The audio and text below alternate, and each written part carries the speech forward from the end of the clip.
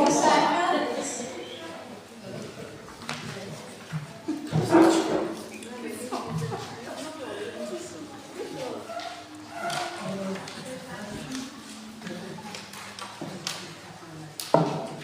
All nearly there.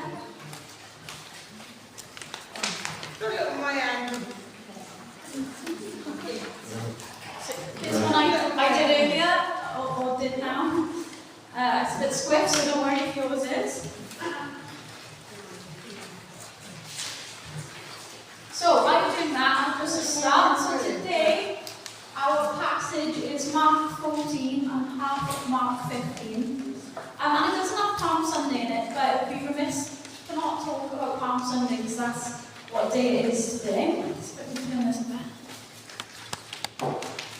If you're at home, still do your hands.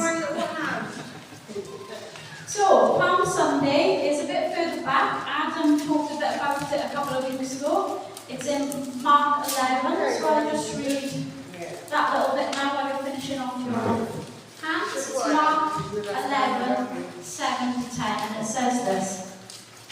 When they brought the colt to Jesus and they threw their cloaks over it, he sat on it.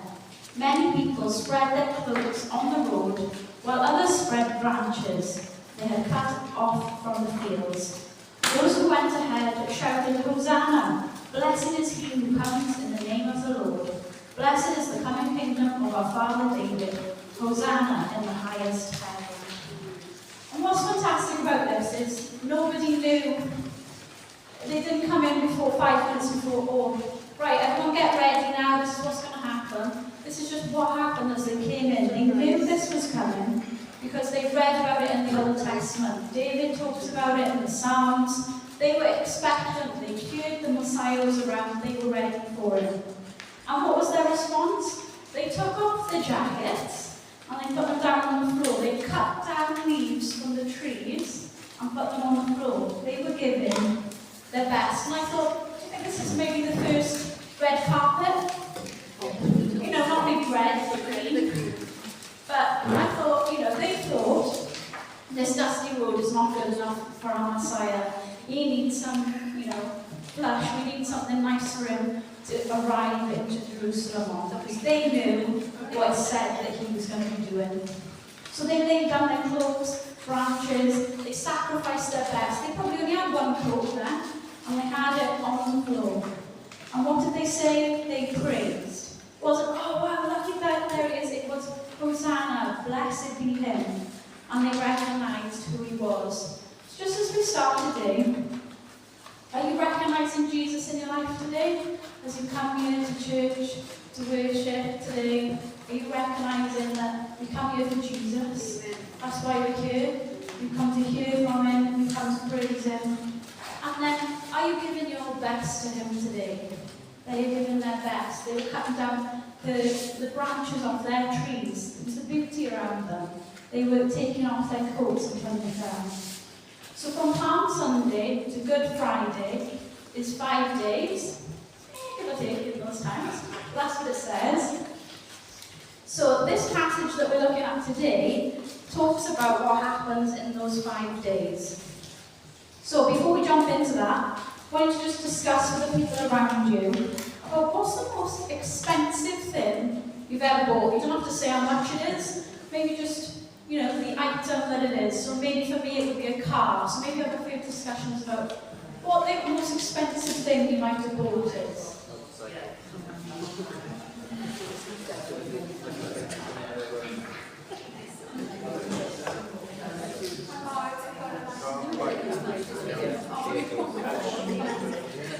Right, can someone shout out some answers? A house, yeah? A car? Trainers, yeah, expensive. Mobile phone. One type of bag, I think to the more Or a nice bag, yeah. What were you, any answers?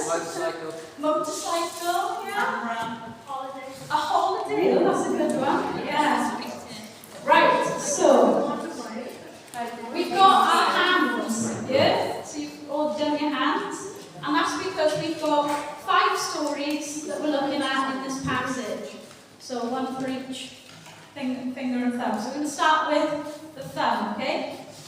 So this story is from chapter 14, verses 3 to 9, and it says this. While he, Jesus, was in Bethany, reclining at the table of the home of Simon the leper, a woman came with an alabaster jar.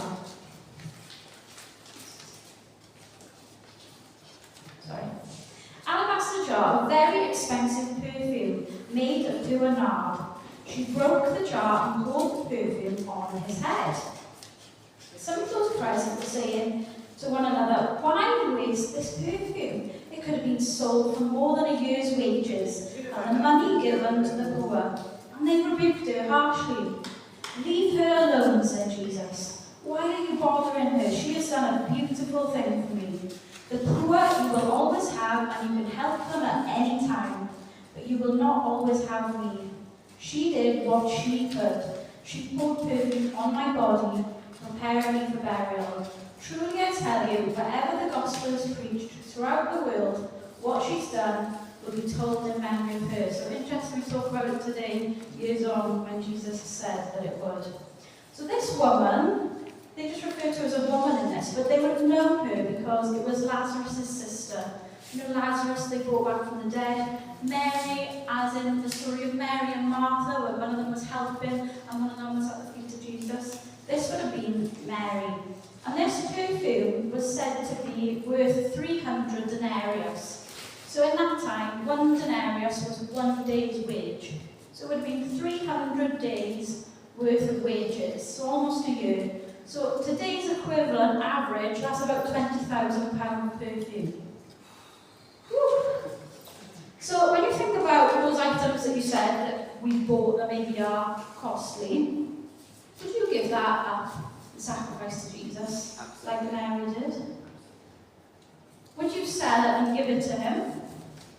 Something to think about. The disciples who were around in the room were shouting, "It's a waste." Are we sure that it's a waste? When what he says is it is for his glory. That person shouting, "Is it a waste?" is said to be probably Judas. He was the person of the disciples, which is quite ironic, that looked after the money, and they thought he was probably already at this point investing in funds. So he is money oriented. He's seen how much that's worth and has gone, "We could have done something better with that." But this act is said to be one of the most unselfish acts of worship in the Bible. So maybe if you write that on the thumb or the first finger, unselfish act of worship.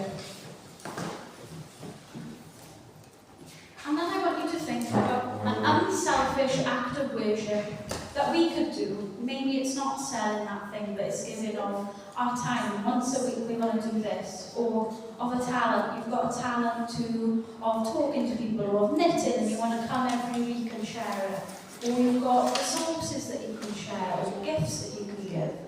I just want you to think of one thing and write that next to it, so you'll remember when you look back that is an unselfish act of worship that I could give to God. So just like on Palm Sunday, they laid down their own clothes as an unselfish act of worship. It also says in the Bible, when you do it for others, you're doing it for me. That's what Jesus said. So even these acts of worship can be for each other. We could do it for our work colleagues or our friends or neighbours. And when we do it for them, Jesus says, that's a sin, just doing it for me. So we are worshipping him by helping each other. So that's the thumb, or finger. The second one, I want you to write refueling. Refueling. So I don't know about you, but when we do something for someone else, or we give of our time or talents, it can be quite tiring. It can be giving of ourselves. Mary would have been without, wouldn't she? She gave 300 days worth of wages to Jesus in an act of worship. She's without then, isn't she? She hasn't got money to pay for food or something like that. And that's often like us, when we give in worship, we give in all of ourselves, and it can take a toll.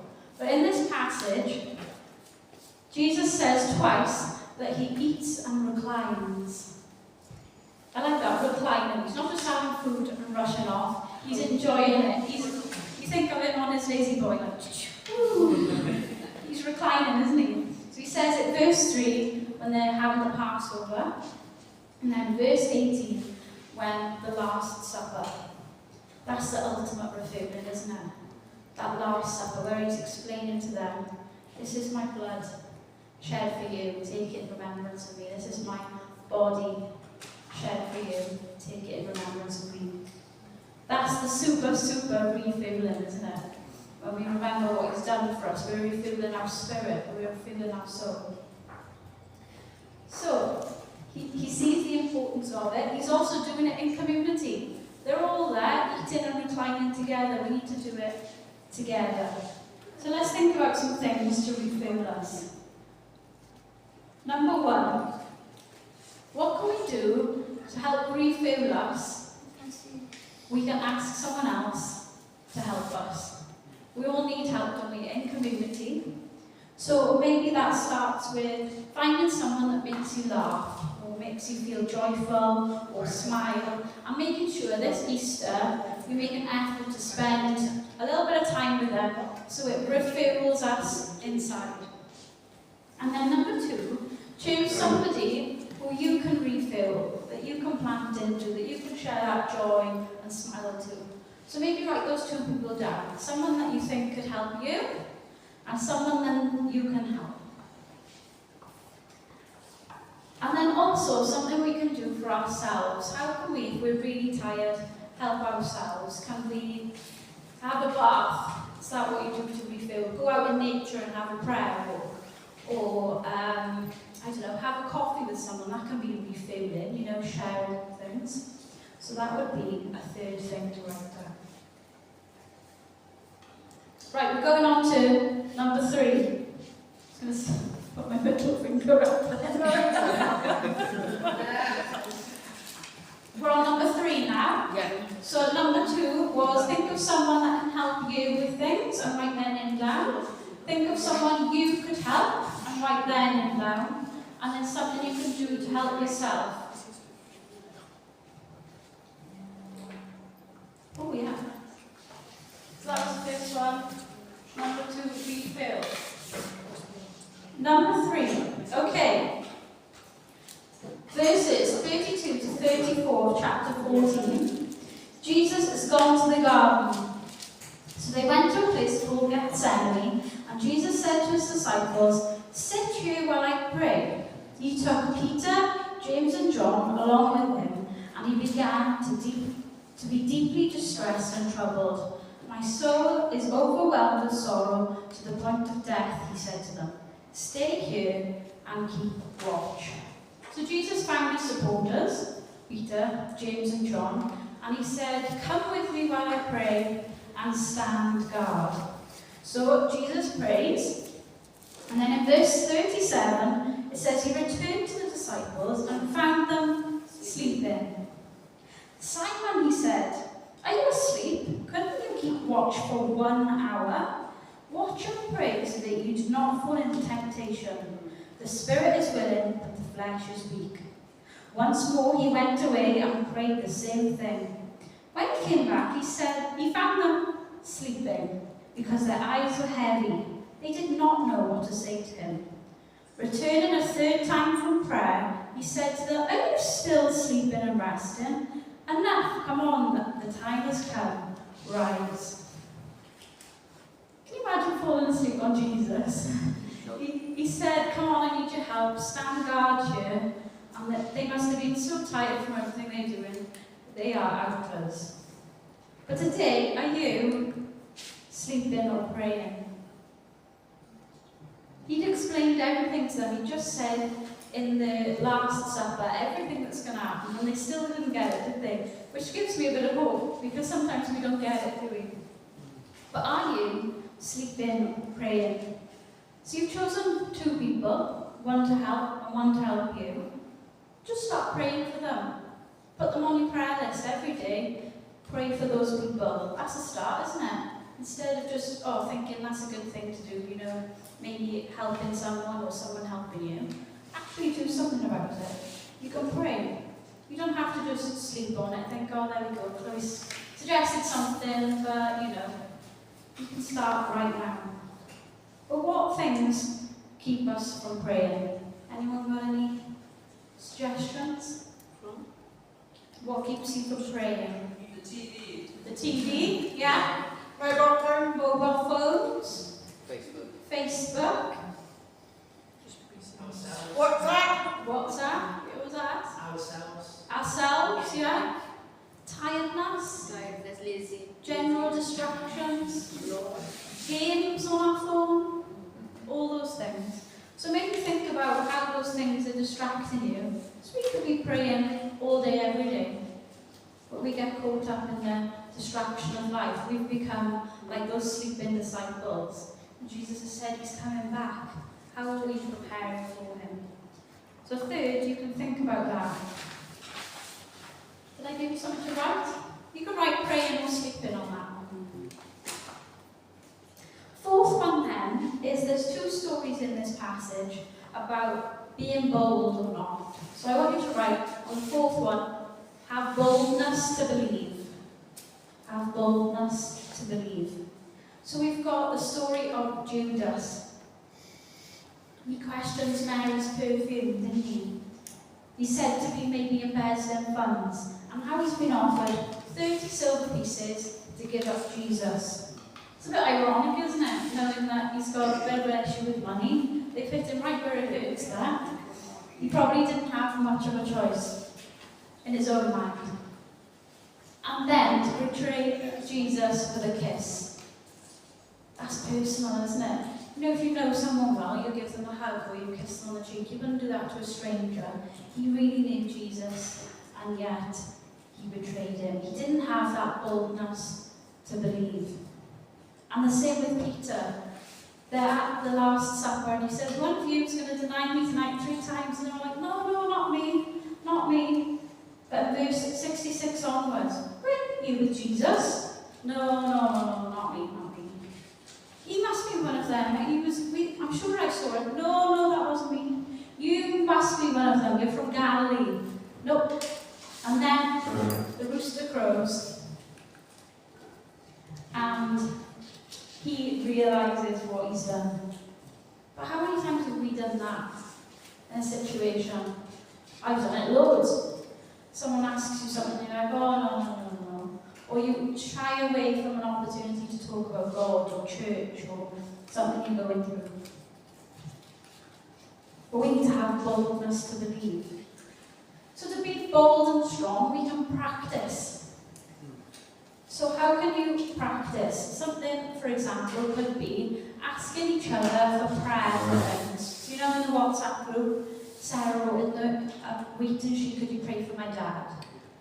That's having boldness, saying, I think prayer could change something. I will ask my friends in church to pray. That's a step.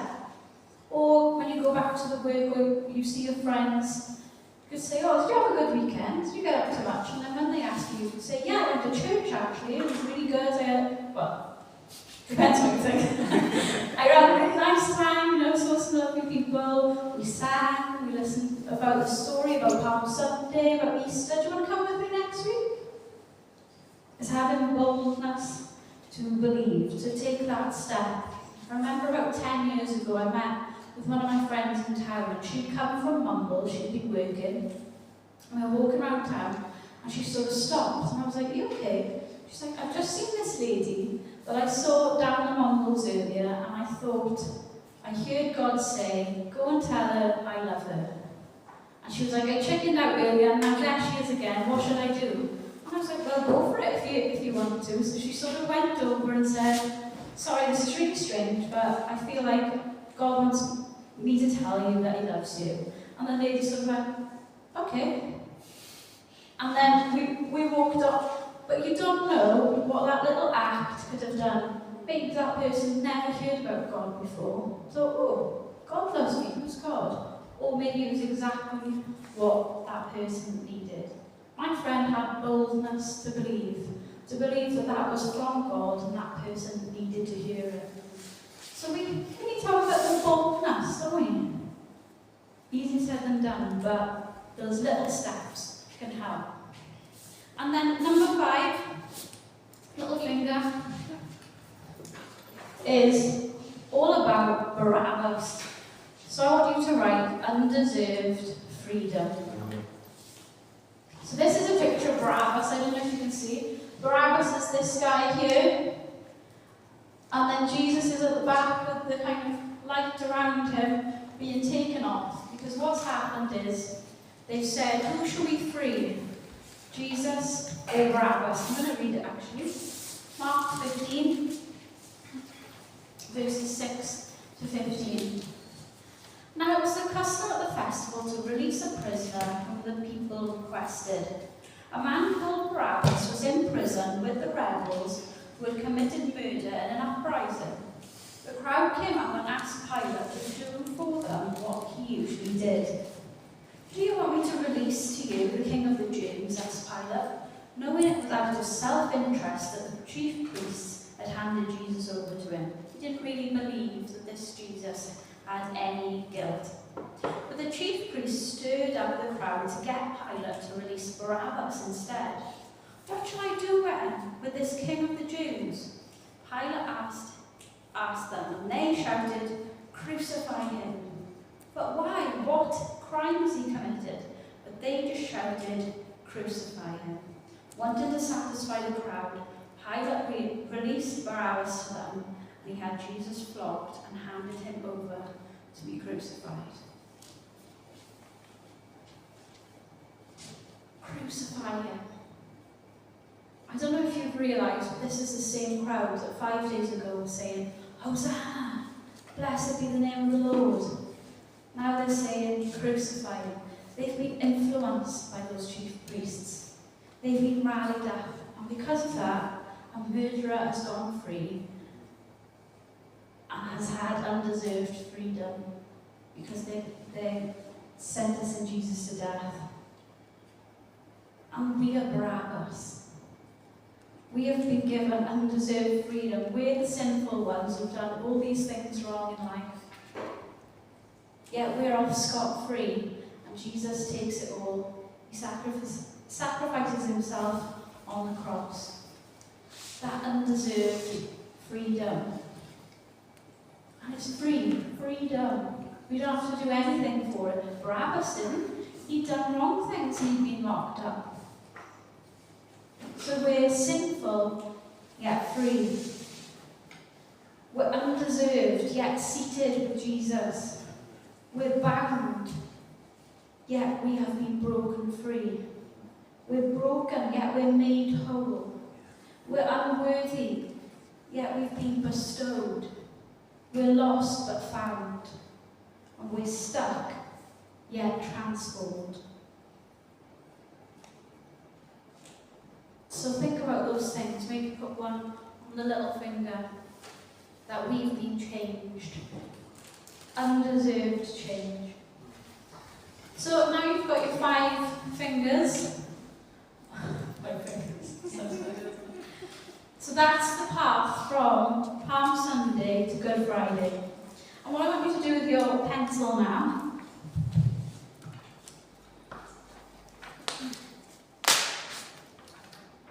is just make a hole in the palm.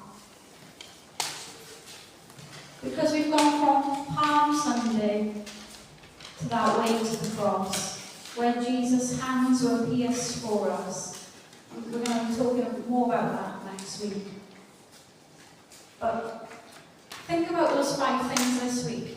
You know, go away and actually do something, act on it. Think about, as we're coming up to Easter, what it really means for you, about how you feel about what Jesus has done for you. Because we're changed, aren't we? When we choose to believe, we're changed. So what we're going to do now is we're going to take communion. So I'm just going to read the 2 verses.